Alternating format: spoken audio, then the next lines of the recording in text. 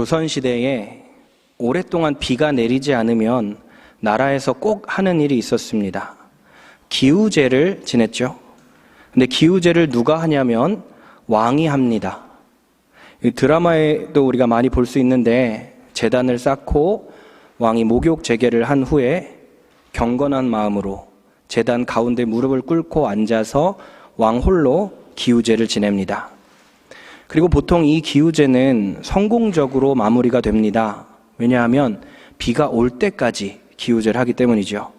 그래서 언제 올지 모르는 비를 기다리면서 두렵고 외로운 그 긴 시간 동안 왕은 거기 앉아서 자기 자신을 돌아보고 또 나라를 돌아봅니다. 육사지책이라고 하는데 6가지 내용으로 반성을 하는데, 예를 들면 궁궐의 담이 너무 높지 않은가, 그러니까 백성들의 소리를 잘 듣고 있는가, 내가 백성과 잘 소통하고 있는가, 또 나의 삶이, 왕의 삶이, 궁궐이 너무 화려하지는 않은가, 아첨하는 사람들이 내 주변에 많지는 않은가, 이 궁궐 안에 뇌물이 성행하지는 않은가, 무고한 자를 사형시킨 일은 없는가. 우리가 힘든 일을 당할 때, 억울한 일을 당할 때 누군가 내 목소리를 들어주기를 원합니다. 그런데 왕은 이야기를 할 데가 없습니다. 그래서 왕은 참 외로웠을 겁니다. 오죽하면 들어줄 리 하나도 없는 하늘에다 대고 그렇게 이야기를 했을까요? 오늘 우리가 시편 3편을 함께 읽었는데요. 그 시편 3편의 저자 다윗 왕도 그런 면에서 참 외로운 왕이었습니다. 이 시편 3편은 시의 종류가 탄식시입니다.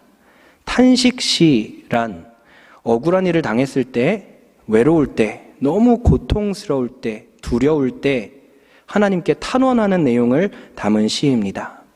제가 가지고 있는 한글 성경을 보면 시편 3편에 이런 부제가 있습니다. 다윗이 그의 아들 압살롬을 피할 때 지은 시. 다윗이 그의 아들 압살롬을 피할 때 지은 시. 다윗은 사울왕에 이어서 2번째 이스라엘의 왕이 되었습니다. 그런데 그는 사울과는 다르게 집안도 좋지 않고 학벌도 좋지 않았습니다. 그래서 많은 지방 호족들이 다윗을 잘 인정하지 않았습니다. 그래서 이 다윗 왕이 그들과 가까워지기 위해서 선택한 방법이 혼인이었습니다.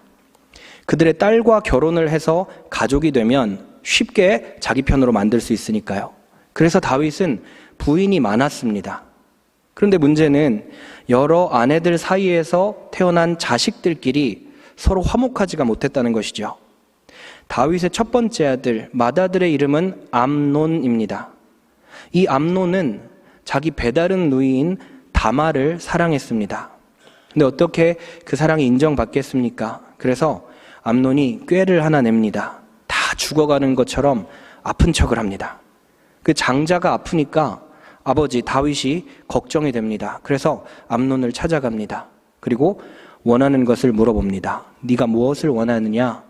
그랬더니 암논이 제 배다른 동생 다말이 저를 좀 보살펴주면 나을 것 같아요. 음식도 좀 해주고 수건도 여기 머리에다 이렇게 올려주고 하면 금방 나을 것 같아요. 그 이야기를 듣고 다윗이 다말을 암논에게 보냅니다.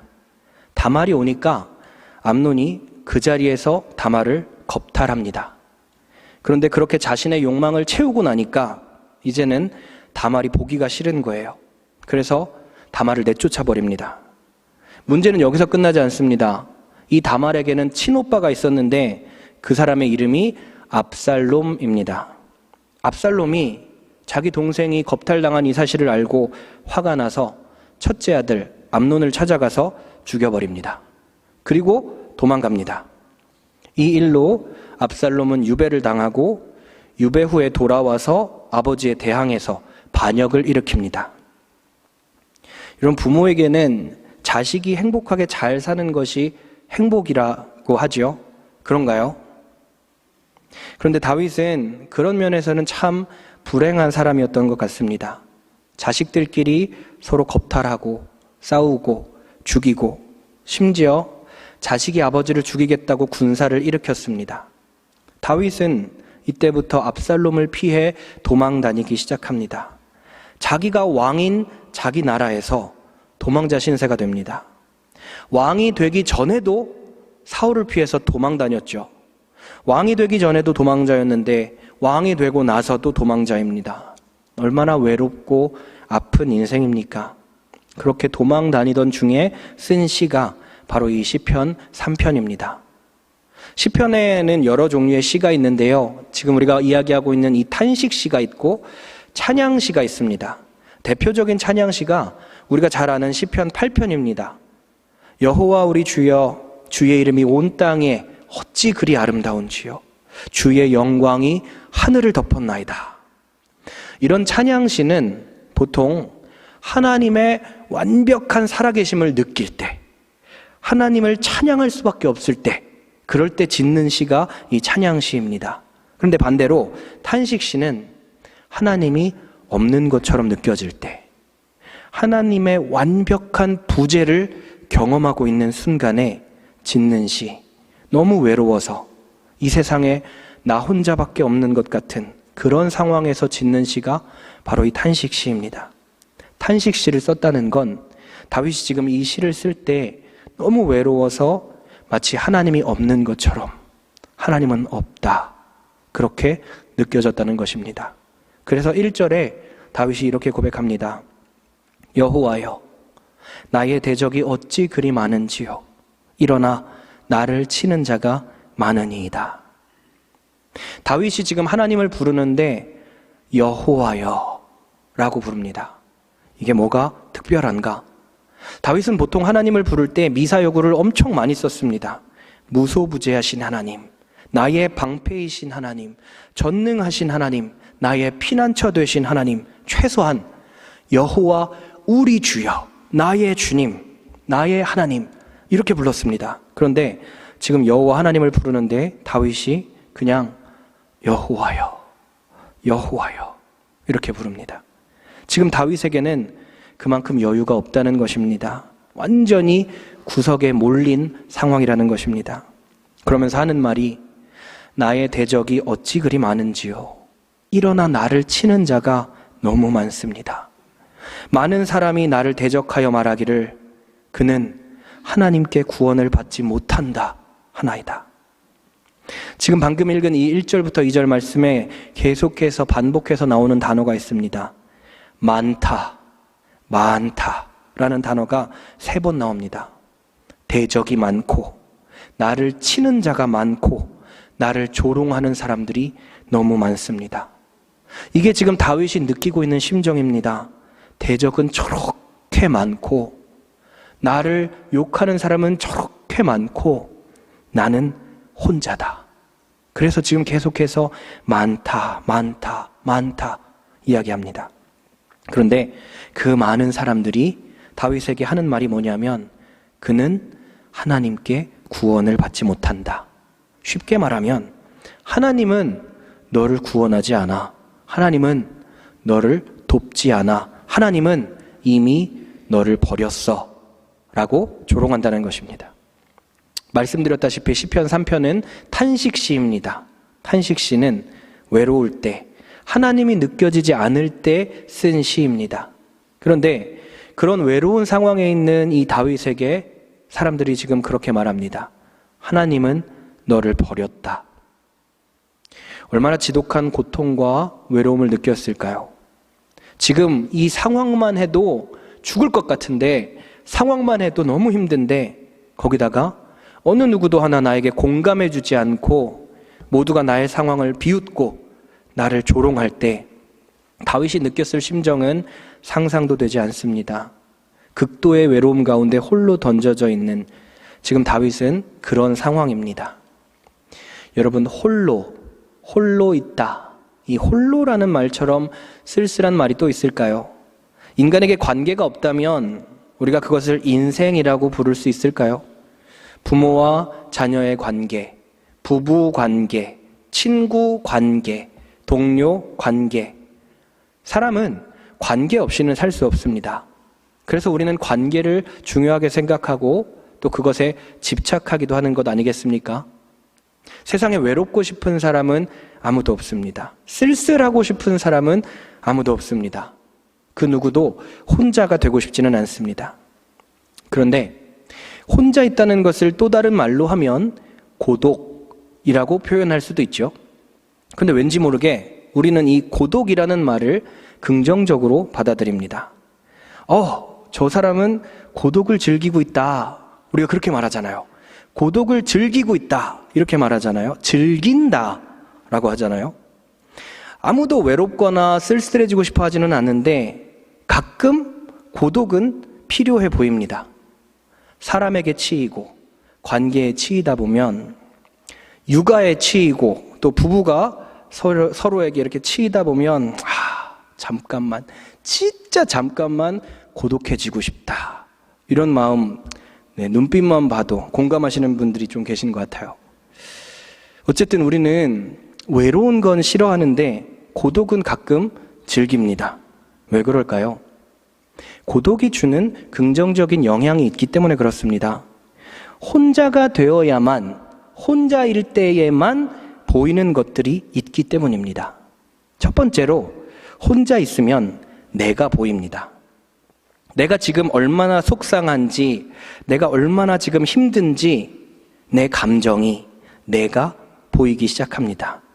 주변 시선과 목소리들을 떠나서 오로지 나에게 집중하는 시간, 아이들에게서, 남편이나 부인에게서 떨어져서 오로지 나에게 집중하는 시간, 그 시간들이 우리에게 필요하잖아요. 그 시간 동안 우리는 나를 돌아보고 내 감정을 돌아보고, 그리고 그 시간이 바로 고독의 시간입니다.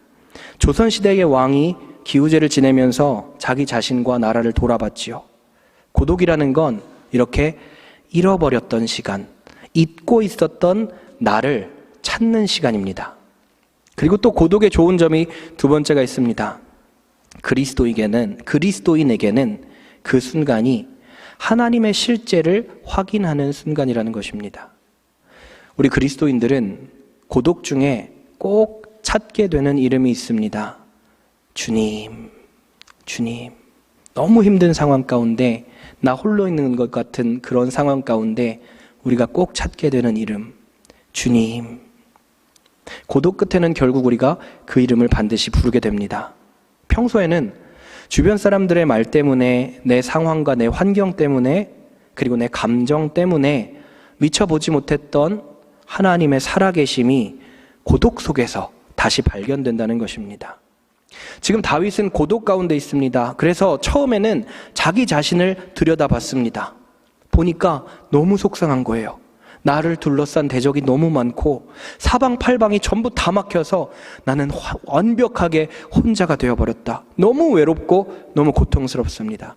자기 감정을 지금 대면하고 있습니다. 솔직하게 자기 자신을 찾는 시간입니다.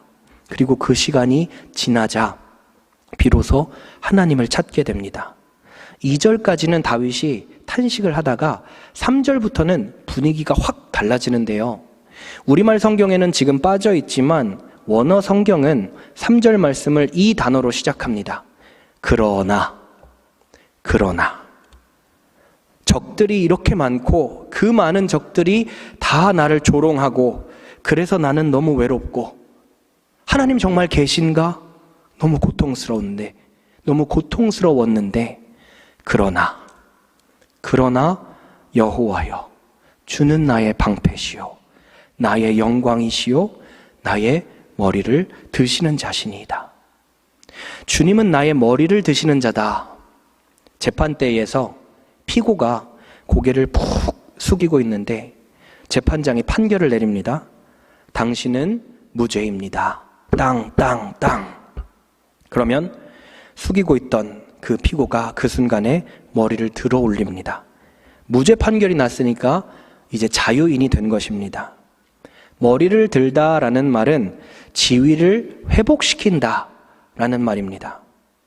여러분 돌아온 탕자 이야기를 아시죠? 제가 성경에서 가장 좋아하는 말씀인데요. 탕자가 재산을 다 탕진하고 집으로 돌아옵니다. 죄책감에, 아버지에 대한 죄책감에 아들로는 차마 못 살 것 같아서 그냥 하인으로라도 살게 해달라고 아버지에게 애걸을 할 참입니다. 그런데 저 멀리서 아버지가 아들의 모습을 알아보고 불이 나게 달려옵니다.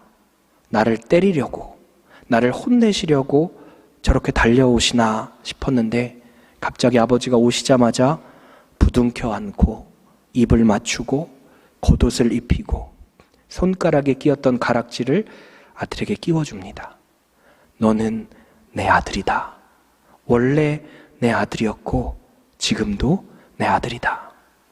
아들의 지위를 회복시켜 준 것이죠. 아들의 머리를 들어준 것입니다. 다윗도 하나님에 대해서 같은 고백을 합니다. 하나님은 언제나 내 머리를 들어주시는 분이십니다. 나를 언제나 당당하게 하시는 분이십니다. 그러면서 계속해서 고백합니다. 내가 누워 자고 깨었으니 여호와께서 나를 붙드심이로다. 천만인이 나를 애워싸 진친다 하여도, 천만인이 나를 애워싸 진친다 하여도 나는 두려워하지 아니하리이다. 여러분, 천만인이 나를 둘러싸고 진을 치고 있는 상황에서 우리가 평안하게 자고 일어나는 것이 가능하겠습니까? 저는 지금 여기 계신 분들만 저를 바라보고 저를 욕하고 계신다고 해도 저 여기서 잠 못 잘 것 같아요. 네, 이렇게 말씀을 전하러 올라오는 것도 힘들겠죠. 선포하는 것도 힘듭니다. 그런데 천만인이, 다윗이 지금 이런 평안을 자기가 누리고 있다라고 고백합니다. 그 지독한 외로움 속에서도 결국 나는 혼자가 아니었구나. 하나님께서 이 순간에도 나와 함께하고 계시는구나 라는 것을 깨닫고 나니까 이런 고백이 흘러나오는 것입니다. 빛의 화가 렘브란트의 작품 중에 갈릴리 바다의 폭풍이라는 작품이 있습니다. 여러분 되게 잘 아시는 작품일 것 같은데요. 이 그림을 잘 보시면 폭풍이 치는데 제자들이 이 두 부류로 갈라집니다. 위쪽에 있는 제자들은 폭풍과 열심히, 보시면 그 몽골인의 시력을 사용해서 한번 열심히 보세요. 보일 수도 있어요.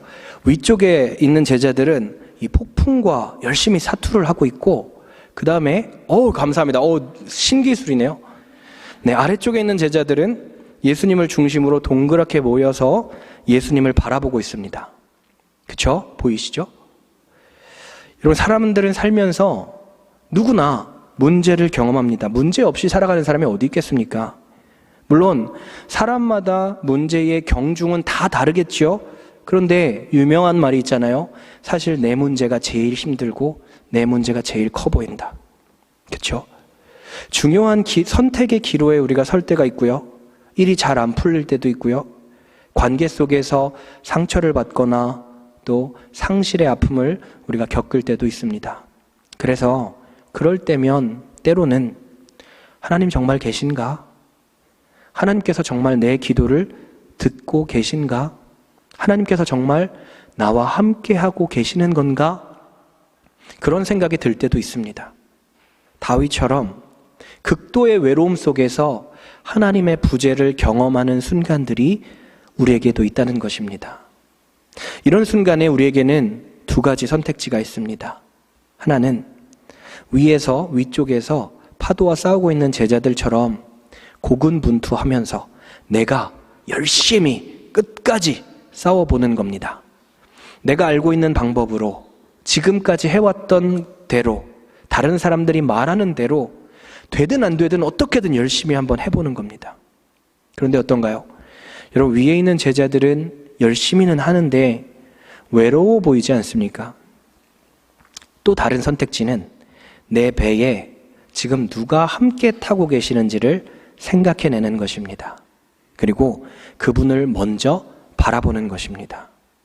상황은 똑같은데 아래에 있는 제자들은 외로워 보이지가 않습니다. 아래에 있는 제자들은 문제 가운데 가장 먼저 예수님을 발견합니다. 그치. 예수님께서 내 안에 함께 계셨지. 나는 혼자가 아니야. 내 배에 예수님이 함께 계시고, 그러니까 내 배는 절대로 안전할 거야. 나는 두려워할 필요가 없어. 하나님께서 주신 평안으로 무장하고 나아가서 그 상황을 이겨내는 것입니다. 이 파도는 내가 이겨낼 수 있어. 나는 혼자가 아니니까. 다윗은 정말 외롭고 절박한 상황이었거든요. 그러나 외로움에서 끝나지 않고 그 고독 중에 함께하고 계시는 하나님을 발견하고 바라봤습니다. 그러자 마음의 평안이 찾아왔고 그 전쟁 같은 상황을 객관적으로 바라볼 수 있는 시야가 열렸습니다. 그의 눈에 뭐가 보였을까요? 천만인이 나를 둘러싸고 있지만 그 천만인을 압도하고 있는 수십억, 수백억 명의 하나님의 천사들을 보지 않았겠습니까? 그러니까 그렇게 고백할 수 있었겠지요. 천만인이 나를 둘러싸고 있어도 나는 전혀 두렵지 않습니다. 아주 원론적이지만 진리는 언제나 단순합니다. 내 안에 함께하고 계시는 하나님을, 주님을 바라보는 것입니다. 누구보다도 나를 잘 아시고 나를 가장 많이 사랑하시는 내 아버지 하나님께서 내 배에 타고 계신다는 것입니다. 그것이 주님의 약속이었습니다. 세상 끝날까지 내가 항상 너와 함께 할 것이다. 주님은 이미 나의 상황을 누구보다도 잘 알고 계시고 나의 힘과 나의 지혜가 되어주십니다. 그래서 우리는 어떤 상황이든 어떤 문제든 이겨내고 승리할 수 있습니다. 내가 그렇게 하도록 하나님께서 끝까지 함께 하실 것입니다. 주님과 함께하는 평안함이 우리 가운데 있기를 소원합니다. 또 우리가 서로가 서로에게 의지가 되고 힘이 되는 하나 된 공동체가 되기를 원합니다. 하나님께서 우리를 교회로 묶어주셨습니다. 우리에게는 상황을 함께 이겨나갈 동료가 있습니다. 다윗은 옆에 아무도 없었어요. 그러나 우리는 옆에 믿음의 친구들이 있습니다. 서로 의지할 수 있는 믿음의 동료가 서로에게 되어주시기를 바랍니다. 그렇게 어찌 보면 참 황량하고 삭막한 이 세상에서 아름다운 하나님 나라의 표본이 되어가는 우리 교회가 되기를 소원합니다. 어떤 문제나 상황 앞에서도 우리와 함께 하시는 주님, 나의 주님, 그 주님을 바라보면서 천만인이 나를 둘러싸고 있어도 나는 두렵지 않습니다. 고백할 수 있는 우리가 되기를 주님의 이름으로 간절히 축원합니다.